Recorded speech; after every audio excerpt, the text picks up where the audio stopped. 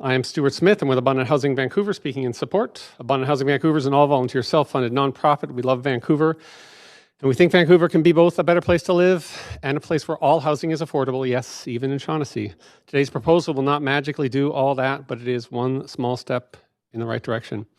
Before I go any further, I'd just like to remind everyone about people who are not here today. The 640,000 people who live in Vancouver who did not think townhouses were important enough to show up tonight. That doesn't mean they're against or for. It just means that maybe we've overthought this, and maybe we don't need to all sit here and fight over 21 households in Shaughnessy. There's another couple of 100,000 people in the metro region who've been priced out who might like to stop driving so far. They're also not here tonight. I think we should remember that. And of course, friends and family who have been forced out. My brother, I've mentioned before, is in Kamloops. He'd love to come back. We got to remember that he's not in the room here today. So there's a lot of reasons to support all forms of housing at this location and in every exclusive neighborhood, but there's one I think that deserves special attention.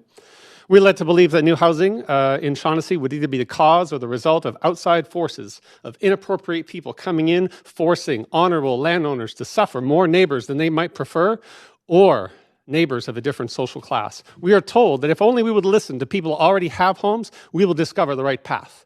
And so Shaughnessy is the only neighborhood in our city to have its own zoning classification, the only one with a dedicated city advisory committee. And yet, these efforts have failed. And the result is decline and stagnation in Shaughnessy, tightly coupled with increased displacement pressure outside of Shaughnessy. Shaughnessy has failed to house refugees. Shaughnessy has failed to house new Canadians. Shaughnessy has failed to house low-income workers seeking new opportunities from other provinces. And Shaughnessy has failed to house teachers, firefighters, janitors, and baristas, all seeking to avoid a 3-hour commute.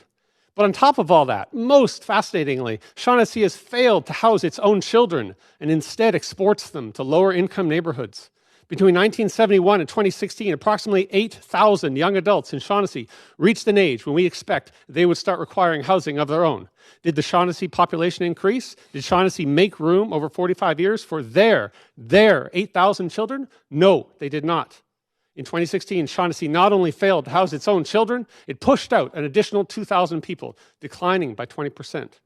Shaughnessy failed to house its own children. The sons of Shaughnessy and the daughters of Dunbar left home to live in other, more affordable neighborhoods, pushing up rents, driving displacement and eviction, so that their parents might never have to see a new face walking down the street.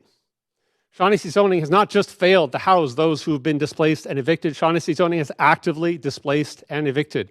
In the 1960s, during the crackdown on suites and rooming houses, and in every year since, as wave after wave of children backed by Shaughnessy parental equity head out into the Granville woodlands or Mount Pleasant. Today's proposal will not reverse the last 60 years of exclusion and displacement, but Rome was not built in a day.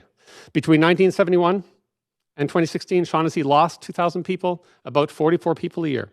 Coincidentally, today's proposal for 21 townhomes might also house about 44 people, staving off decline for one year and preventing those residents from pushing up rents in existing apartment home neighborhoods. I would urge you to please approve this proposal and please work toward eliminating the zoning walls around RS areas